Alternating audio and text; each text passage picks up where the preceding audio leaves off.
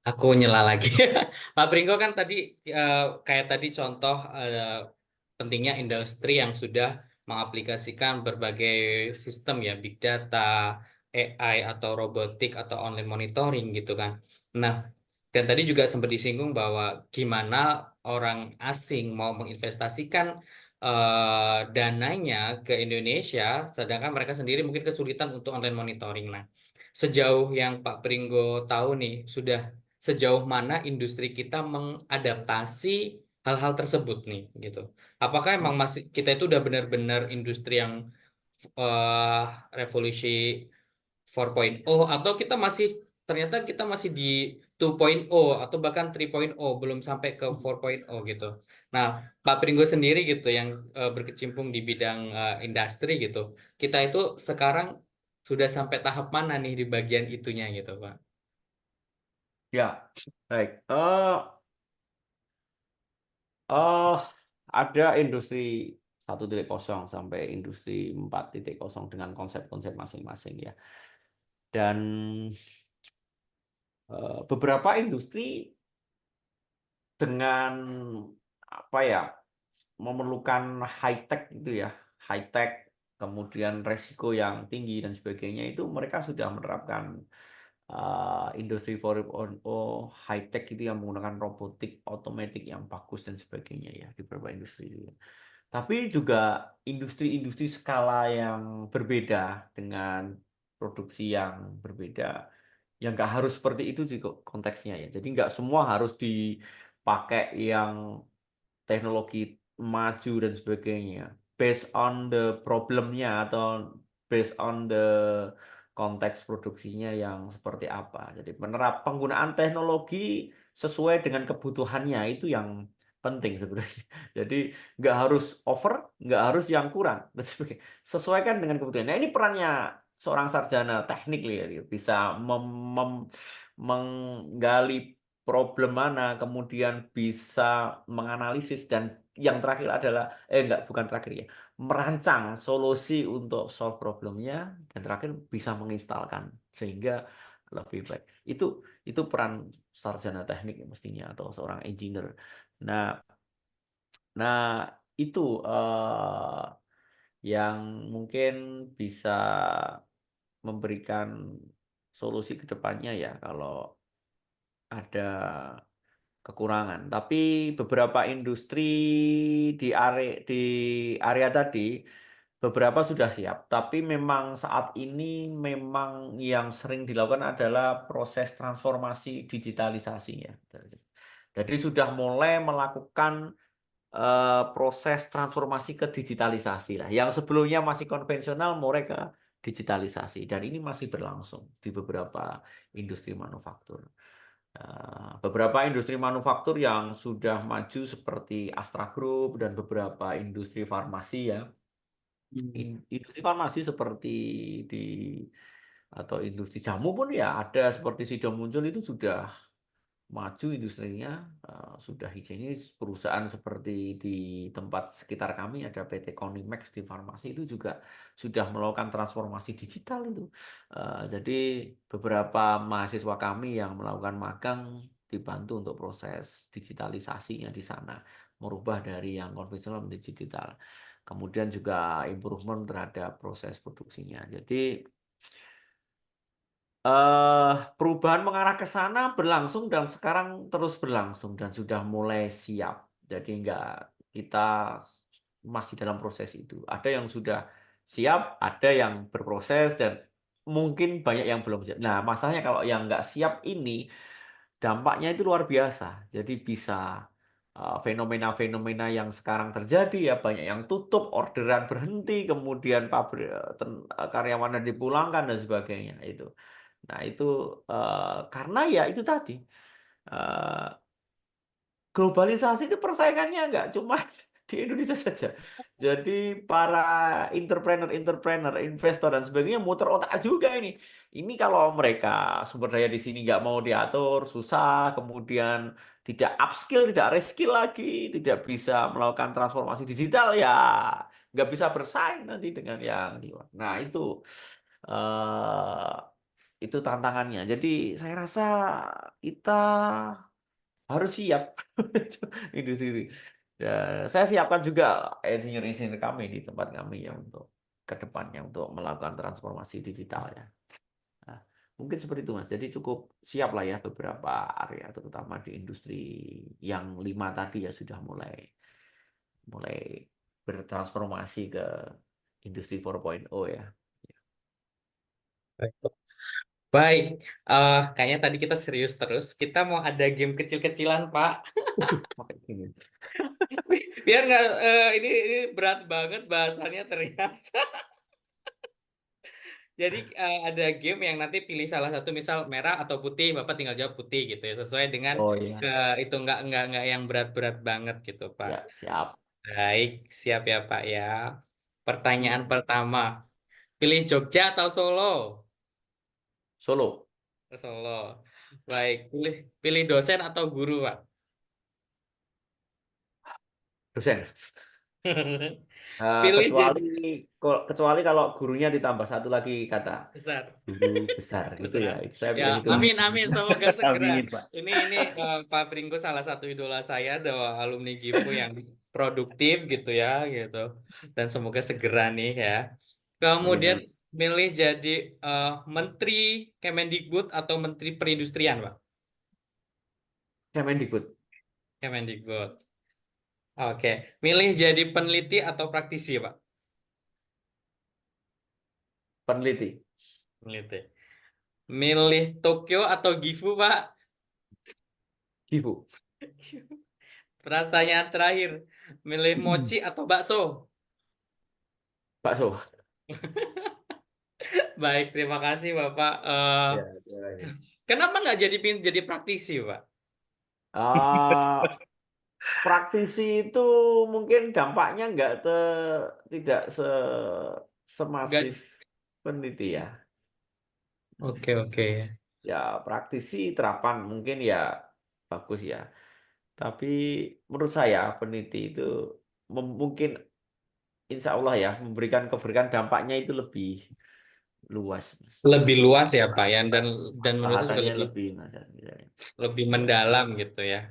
Misalnya Baik. menghasilkan riset, kemudian publikasi dan bisa dipakai oleh banyak praktisi dan dipakai banyak industri kan berarti dampaknya lebih luas.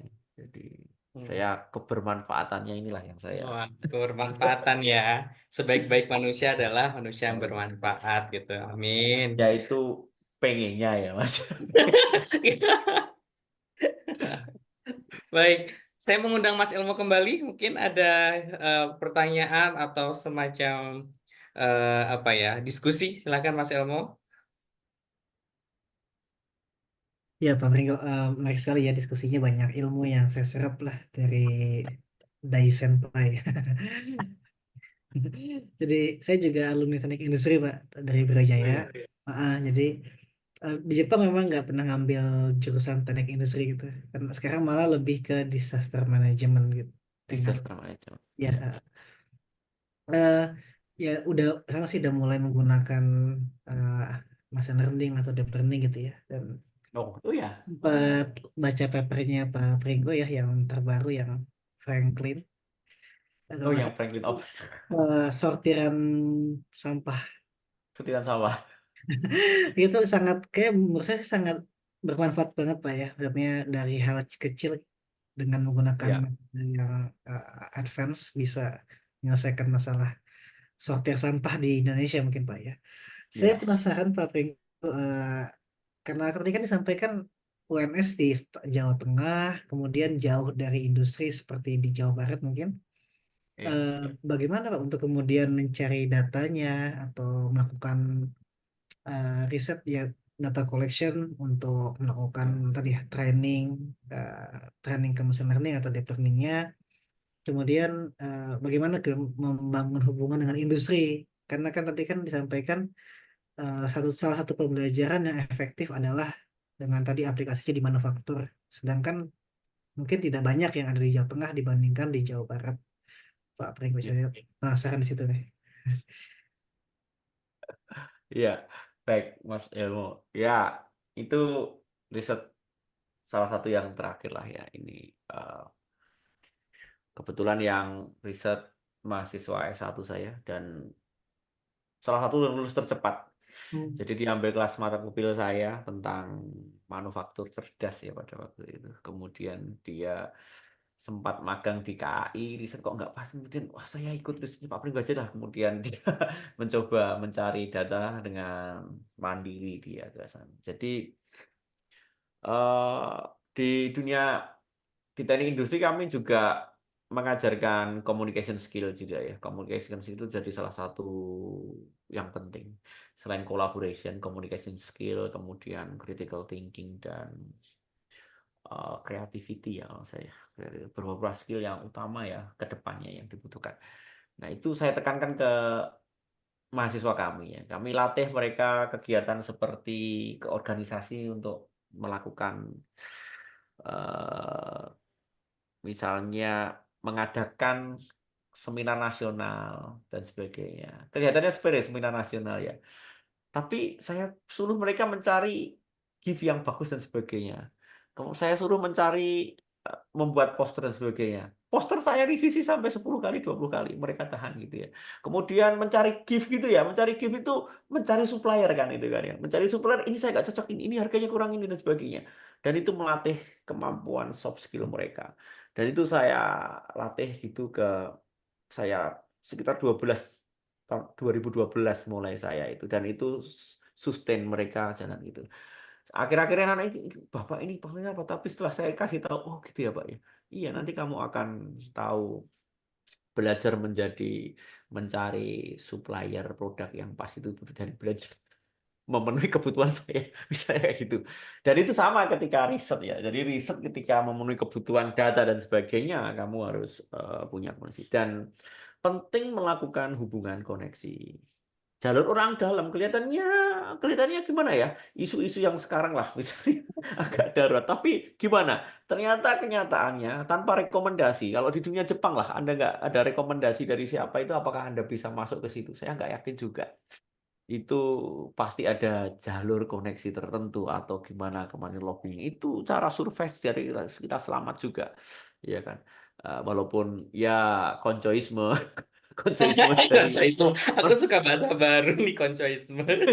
ya ini dong adik kelas saya ini pengen masuk sini ini. Itu kan kalau Iya, sebenarnya kalau dari koncoisme. segi etika dan sebagainya kan menghancurkan, memutus anu kan persaingan dengan yang lain. Tahu-tahu sudah dia yang berangkat ke Jepang. Bisa taruhlah seperti itu. Nah, Hmm. itu kejadian kan. Jadi kemampuan seperti itu juga saya anu kan.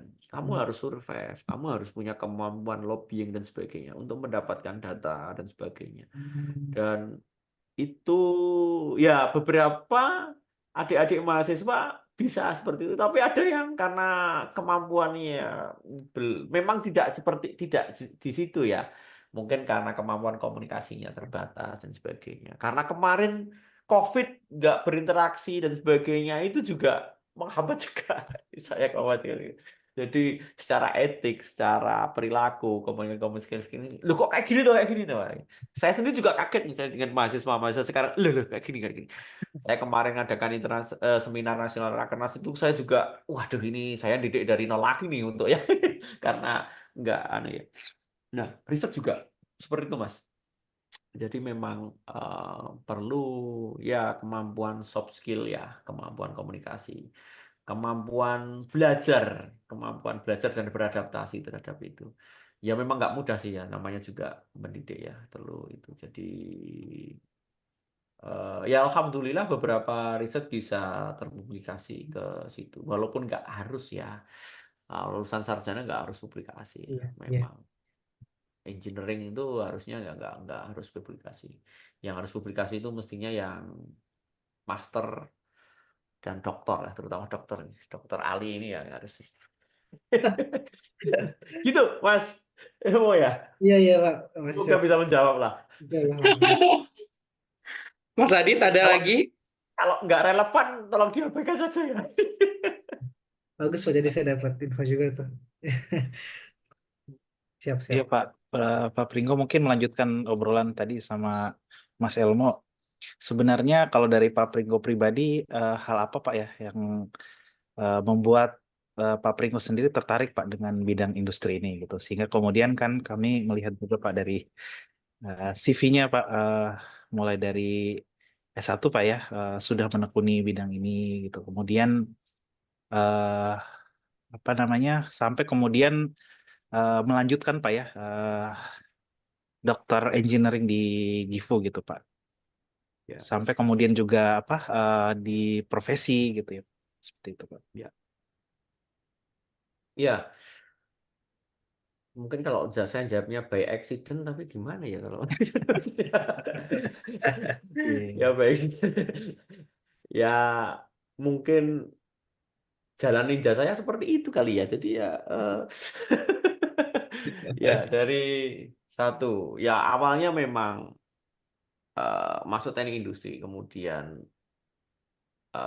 kemudian jadi dosen di bidang teknik industri dan saya sering ke komunikasi dengan teman, dengan industri dan bisa komunikasi dan saya rasa saya mungkin bisa berkontribusi sedikit lah ya dalam bidang industri ini melalui pendidikan, terutama untuk menyiapkan sarjana dari teknik lah ya, khususnya teknik industri dan sebagainya. Tapi nggak sampai di situ, ternyata kita masih punya PR ternyata di eh, apa itu kejuruan kita ya di teknik industri dan terutama di profesionalismenya. Jadi Hmm.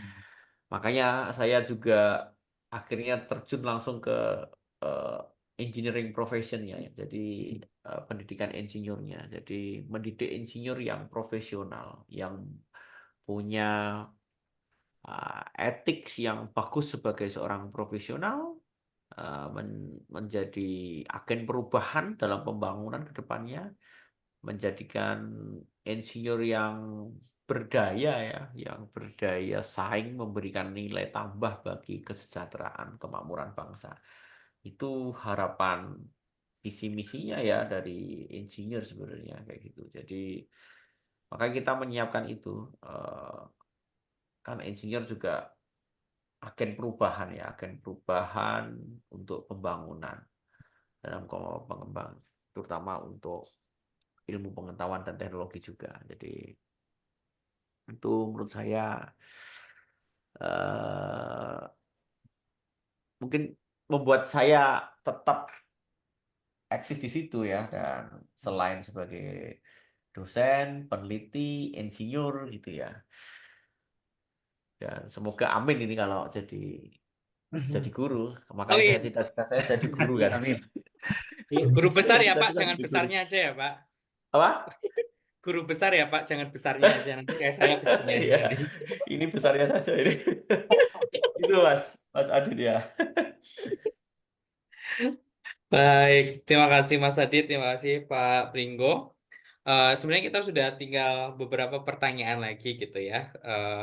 Udah mau pertanyaan-pertanyaan terakhir gitu. Nah, Pak Pringgo kan sebagai dosen juga sebagai peneliti gitu kan. Nah, kira-kira nih pesan Pak Pringgo kepada anak-anak muda gitu, apakah beliau mahasiswa uh, yang sekarang aktif atau yang baru lulus, baik dari berbagai teknik keahlian gitu ya. Bagaimana sih uh, saran Pak Pringgo gitu kepada generasi-generasi sekarang ini dalam hal mempersiapkan diri untuk masuk ke dunia industri gitu? Hmm. Ya, oh, saran untuk generasi muda. Ya, Karena uh, sekarang itu PHK gitu karena isu-isu Betul. baru produk-produk dari China masuk kemudian beberapa perusahaan yang sempat besar juga pada ambruk gitu ya seperti Bata kemudian mungkin beberapa produk pakaian juga ada yang jatuh gitu. Nah, sedangkan kita ini kan mungkin saat ini para engineer ataupun para mahasiswa atau yang baru mau kerja ini kan mau masuki bidang industri gitu. Apa sih yang ya, harus disiapkan kita-kita ini ya, enggak hanya saya, tapi kita-kita semua generasi muda Indonesia yang akan berkecimpung di dunia industri, apa yang harus kami pegang dan kami bawa gitu, Pak? ya, ya. Semoga ini bisa jawab ya. Jadi banyak titipan juga dari industri. Mas ini yo anak-anak baru ini kok kayak gini gitu ya. Terus Ibaratnya itu mereka itu mengundurkan diri massal pun I don't care gitu ya. Tahu-tahu ngajak temannya mengundurkan diri massal gitu. Dan menjawab sama pimpinan itu hal yang biasa gitu dan ya etik dan sebagainya. Memang berbeda ya. Jadi harapan saya memang membangun kompetensi sesuai dengan bidangnya, membangun suatu kompetensi dan sesuai bidangnya, dan bekerja secara profesional ya. Dan jadi menjunjung integritas itu ya, menjunjung integritas dan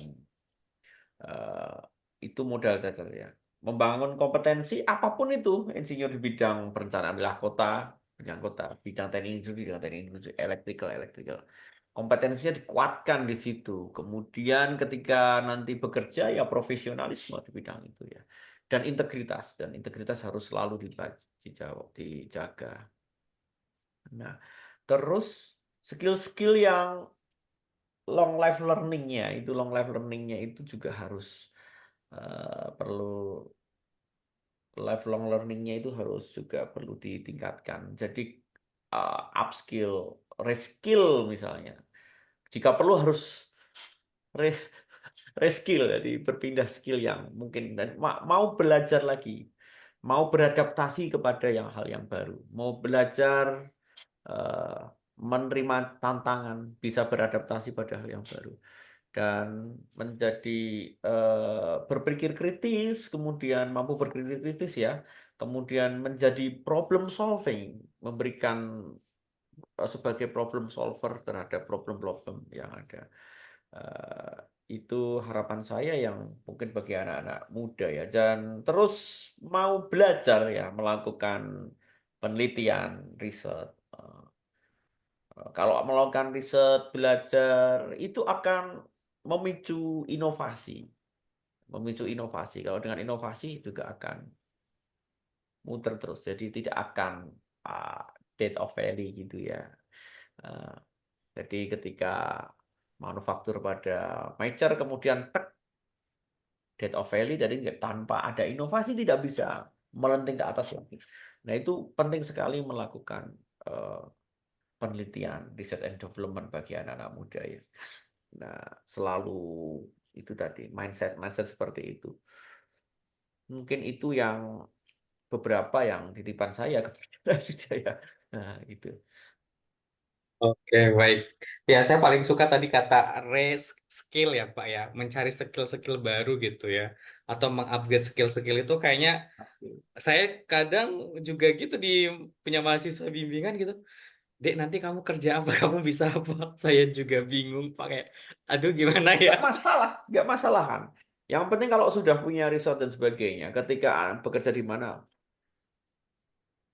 kalau memang belum waktunya ya di upskill. Kalau memang harus berubah, reskill, nggak masalah. Dan itu yang mindset yang harus kita berikan. Jadi, nggak masalah. Betul, betul. Baik, Mas Elmo, ada pertanyaan? Ya terakhir Pak Pringgo, penasaran sih. Jadi karena udah cukup lama ninggalin dunia kampus di industri di Indonesia, pengen tanya Pak, mungkin kan dengan perkembangan teknologi yang cepat tadi ya kita diskusi adanya industri 4.0, society 5.0 dan lain-lainnya. Kemudian banyak tantangan-tantangan juga di bidang bisnis, adanya pandemi COVID. Ya. Kira-kira ke depan Pak untuk apa ya, arah pembelajaran industri, teknik industri khususnya di tanah air Pak, di Indonesia, apakah ada apa ya, arah arah baru gitu mungkin Pak, atau mungkin akan sama seperti sebelum-sebelumnya gitu Pak?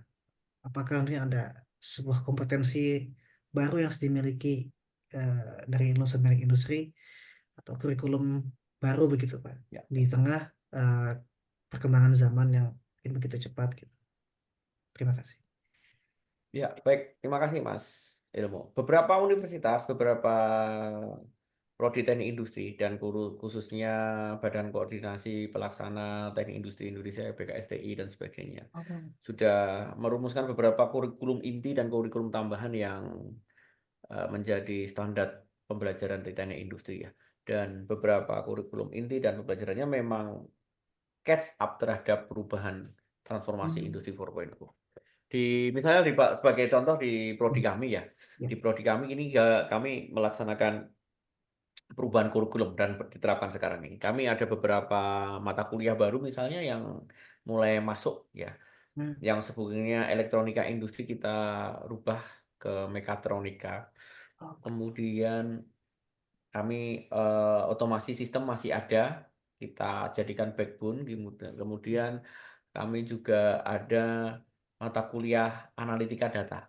Jadi analitika data ini masuk menjadi bagian. Walaupun sebenarnya di teknik industri kan sudah belajar matematik, kalkulus dan sebagainya sebagai backbone-nya dan statistika ya, backbone-nya di analitika data ya. Dan juga sudah belajar juga tentang perencanaan sistem informasi, pemrograman komputer, database dan sebagainya. Dan sistem pendukung keputusan juga kita juga sudah punya dan sebagainya.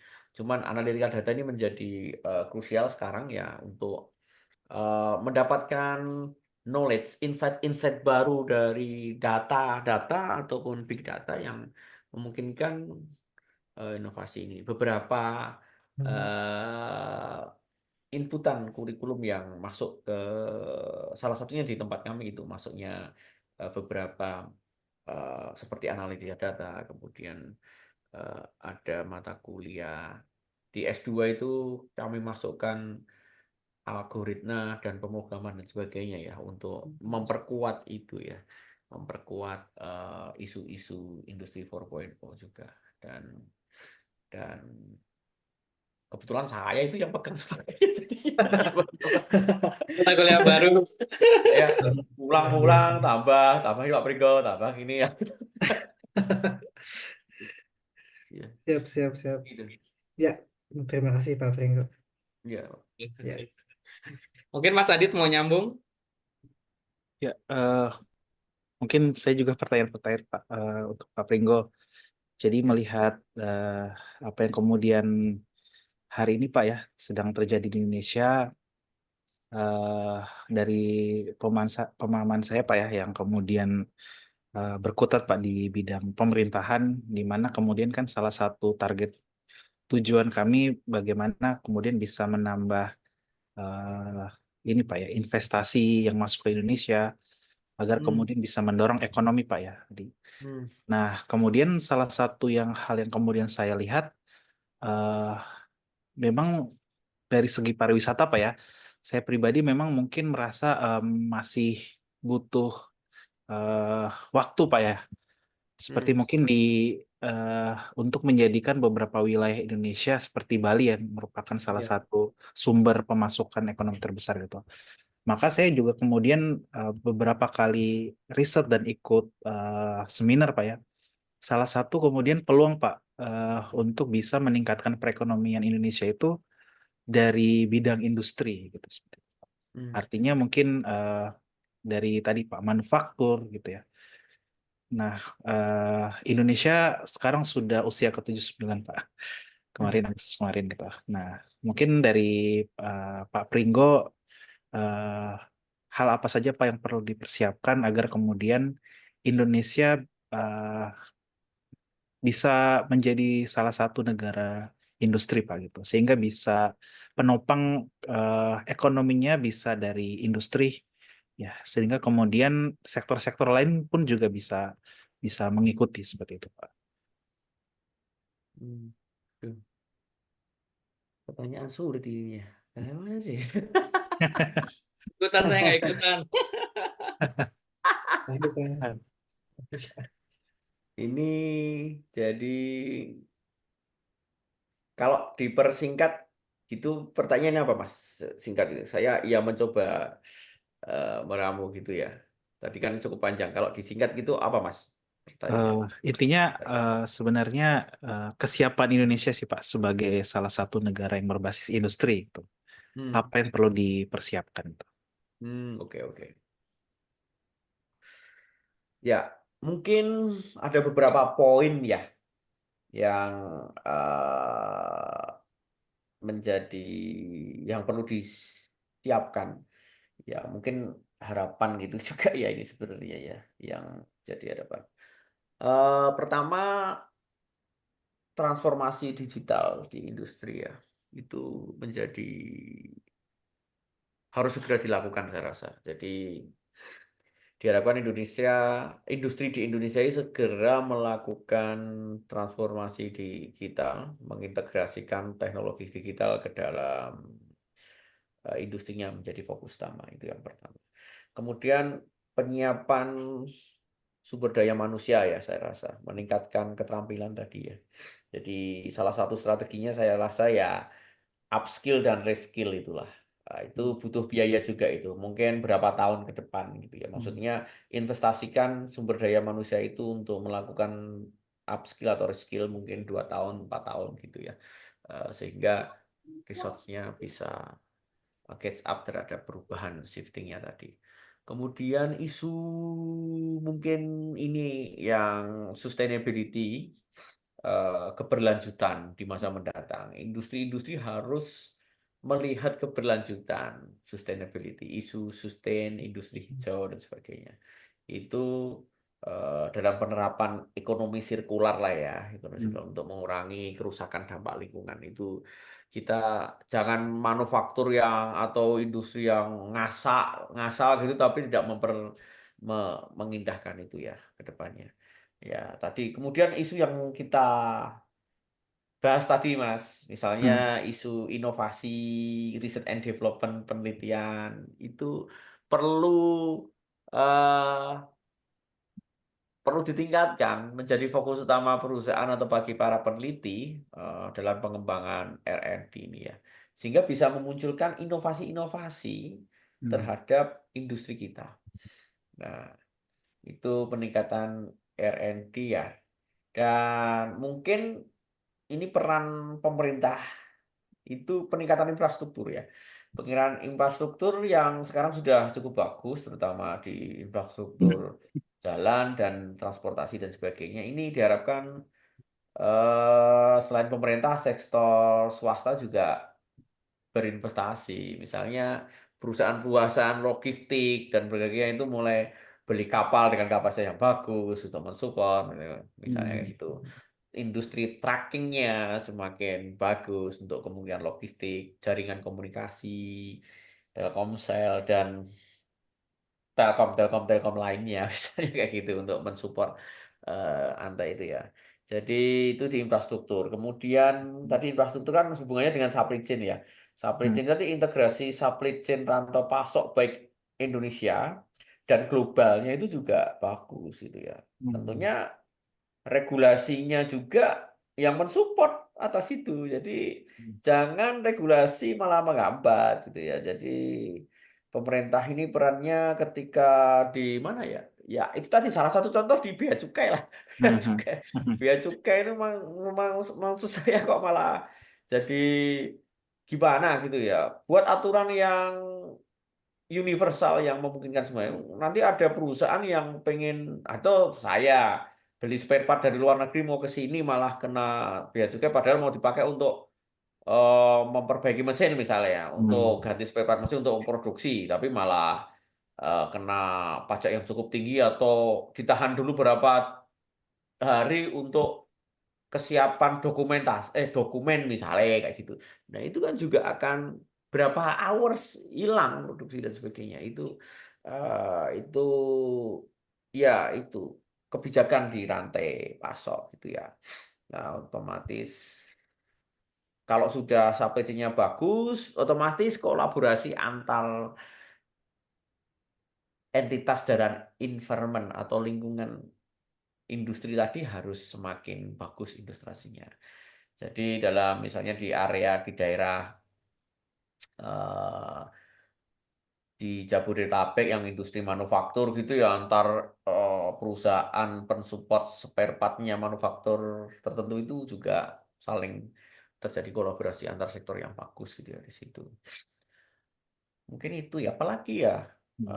Mungkin peran dari UKM itu juga penting juga. Peran dari UKM berperan dalam industri itu. Misalnya industri kecil dari startup, industri yang akhirnya berkembang. Mungkin startup yang hidup 41 jadi bagus itu luar biasa kan. Jadi muncul startup banyak-banyak tapi seleksi alam tewas. Tapi ada satu yang mencolok gitu. Saya juga membina startup juga. Saya ada 2 atau 3 ini saya bina, tapi nggak tahu ini. Moga-moga survive ini. Tapi angel ya ternyata. Ya Nggak karena tahu emang ya. paling sulit itu tuh bertahan ya Pak, sustain itu ya Pak kalau Iya, sustainnya harus beradaptasi. Oh, dagangan saya yang penting iso jual misalnya kayak gitu. Iya. Misalnya kayak gitu. Nah, itu juga penting. Mungkin itu Mas Adit ya. Cukup banyak ya tadi ya. Ya, Mm-mm. makasih banyak Pak Pringgo. Seru nih Pak Pringgo punya anak-anak bina Ternyata startup ya. keren banget. Ternyata butuh waktu ya Pak. Ya itu tadi Oke, kurang lebih poin-poin yang bisa saya mungkin ada lagi atau saya mungkin atau mungkin nggak relevan, saya juga kurang terlalu ya tapi oh ini udah Hmm. ditulis ini juga ya. Udah dirangkum sama Mas Adit nih. Baik, Ya. oke. Mas Elmo ada tambahan? Oke, cukup. Cukup. Oke, nanti ke depan mungkin Pak Pringgo mungkin kita mungkin akan mengundang lagi dengan topik yang lain nggak apa-apa ya Pringgo ya Pak ya. Ya. Ini soalnya seru banget nih teman-teman Seru nih banget. gitu kan. Ngalir banget kita diskusinya. Nah, karena sudah 1,5 jam lebih mungkin ya kita berdiskusi gitu.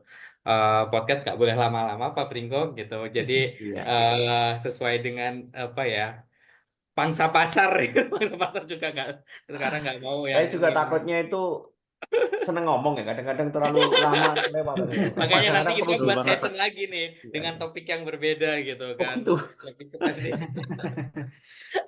Ya nanti tinggal nunggu jadwalnya Pak Pringgo nih waktunya kalau senggang-senggang. Pak Pringgo ini pertanyaan terakhir dan ini semua pertanyaan untuk seluruh tamu di Wishlist Indonesia, yaitu apa sih wishlist atau harapan Pak Pringgo untuk industri atau perindustrian di Indonesia, apalagi kita akan menyongsong Indonesia Emas 2045.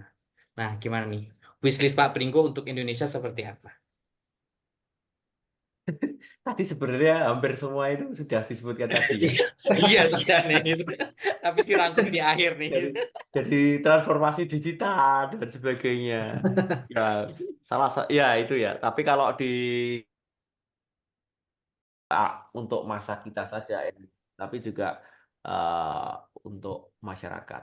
Jadi, nah untuk masyarakat ini makanya untuk kesejahteraan masyarakat bersama. Jadi harapannya industri yang kita bangun itu memberikan dampak kesejahteraan masyarakat, gitu ya.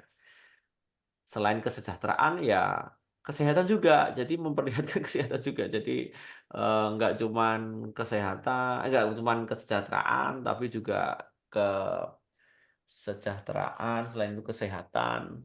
Nah, mengentaskan kemiskinan kalau bisa ya, mengurangi lah ya. Anda bayangkan seperti teknologi Gojek itu ya, itu bisa berdampak mungkin 1 juta tenaga kerja itu sebenarnya itu mengurangi pengangguran luar biasa dan juga dampak dari industrinya ya seperti makanannya dan sebagainya itu juga terdampak. Itu salah satu inovasi teknologi yang luar biasa itu misalnya dari teknologi yang dipakai di Gojek, GrowFood dan sebagainya. Nah itu ya.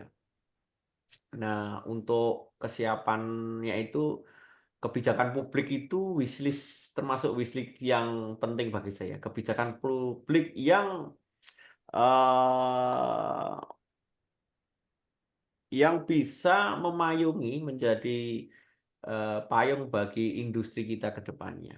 Nah, itu penting sekali. Makanya kita berharap engineer-engineer kita, peneliti kita itu juga melek hukum juga terhadap kebijakan politik. Sehingga mengarahkan juga arah kebijakan politik itu sesuai dengan pengembangan industri kita mau kemana itu ya. Saya itu. Oh ya, kadang-kadang kita lupa ya. Eh, lupa itu tambahan dari yang tadi ya, tambahan yang dari saya itu mungkin sudah tadi ditulis sama Mas Mas Adit ini ada 7 ya. Mungkin bisa ditambahkan yang selain tadi itu ya local wisdom ya. Jadi pengembangan budaya identitas kita itu juga perlu. Jadi kalau orang Jepang punya 5S ya, Enggak, ya bukan. 5S. Apa S ya? Kita Yang S sebenarnya ya? punya ya 5 Seton, Seri dan kawan-kawannya itu Itu. kita punya 5R dan sebagainya. Local wisdom kita, identitas kita tetap kita pakai untuk membangun. Kita punya kok budaya-budaya eh, yang bagus yang bisa kita contohkan untuk dalam perilaku di industri manufaktur yang bagus itu ya. Sehingga dari budaya dan identitas itu, dari kompetensi dari local wisdom dan sebagainya itu bisa membuat kemandirian bangsa lah ya ke depannya itu isinya.